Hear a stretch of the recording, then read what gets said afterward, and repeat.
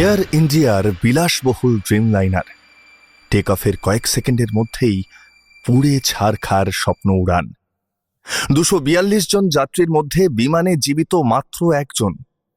মুহূর্তে ঝলসে গিয়ে শুধু যে যাত্রীদের মৃত্যু হলো তা নয়, পুড়ে খাঁক হলো অজস্র স্বপ্ন, অসংখ্য নতুন সম্ভাবনা।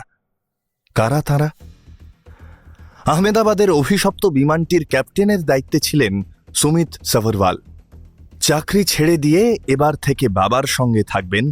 বৃদ্ধ বাবাকে কথা দিয়েছিলেন সুমিত। সুমিতের সহকারী ছিলেন ক্লাইভ কুন্দার। পারিবারিক বন্ধু ক্লাইভকে হারিয়ে শোকে মুহ্যমান অভিনেতা বিক্রান্ত মাসে।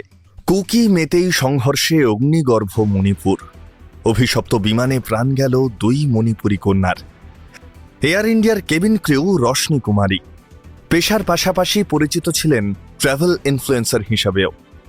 ছোট থেকেই পড়াশোনায় ভালো ছিলেন দীপক পাঠক। বিমানে উঠেও মাকে ফোন করেছিলেন দীপক। ভাইয়ের মৃত্যুতে শোকে বিহ্বল দীপকের দিদি। ড্রিমলাইনারে 12 নম্বর সিটে আসীন ছিলেন গুজরাটের প্রাক্তন মুখ্যমন্ত্রী বিজয় রূপানী। ভস্মীভূত গুজরাটের রাজনীতির এক বড় অধ্যায়। ভারতে বেড়াতে এসেছিলেন ব্রিটিশ সমকামী দম্পতি জেমি মিক ও ফিওঙ্গল গ্রিনল। আর বাড়ি ফেরা হল না ব্রিটিশ ওয়েলনেস ইনফ্লুয়েন্সারের। বিদেশে ধর্মীয় প্রতিষ্ঠান চালাতেন আকিল আরহান্না। সন্তান সহ অভিশপ্ত বিমান কাড়ল তাঁদেরও প্রাণ। লন্ডনে স্বামীর সঙ্গে ঘর বসানোর স্বপ্ন নিয়ে বিমানে উঠে বসেছিলেন খুশবু কুমারী।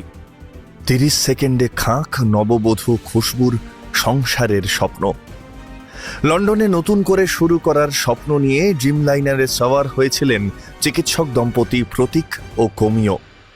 সন্তান সহ মৃত্যু পথযাত্রী তাঁরাও।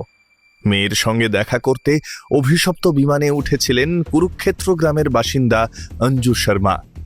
ঈদের ছুটিতে মায়ের চিকিৎসা করাতে এসেছিলেন জাভেদ ও মরিয়ম।